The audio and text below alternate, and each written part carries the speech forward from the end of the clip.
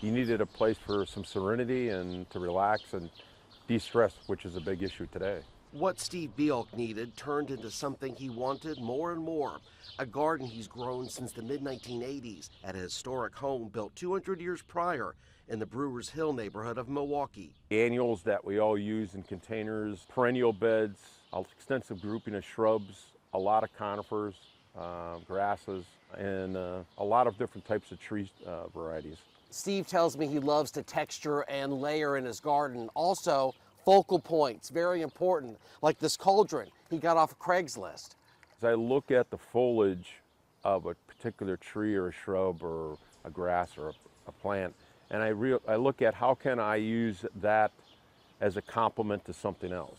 The Sanger House Gardens in its entirety is 2/3 an acre, but it's divided into 12 areas consisting of shade, partial shade, and full sun. You want people to have a journey when they come into your garden. It doesn't make a difference how big it is. You want to invite them in, and you want them to set the table, so to speak, show them the main course, and here's the dessert.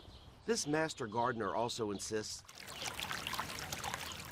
there needs to be some kind of running water. Wildlife, a lot of birds, obviously butterflies, wasps, bees, they all need moisture and water, and you're providing it.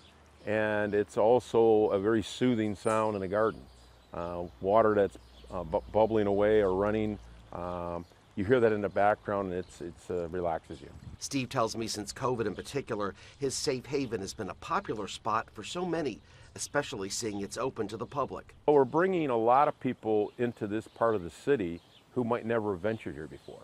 And I don't look at it as commercialization. I look at it more as just an opportunity for people to see something that they didn't know existed. It's not unusual for the sounds of jazz to fill the air here, or perhaps a wedding or gathering. No, it brings eyeballs in.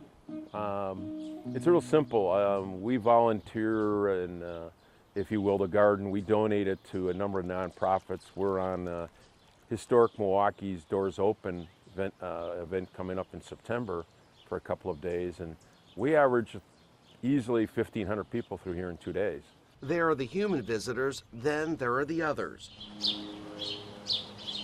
Birds, squirrels, and chipmunks literally feeding out of your hand. With this being a mature garden, I'm told, there's not much more room for expansion, but this doesn't mean anyone who wants to visit will enjoy it any less. Serenity in the city. That's kind of what I was looking for when I found the place.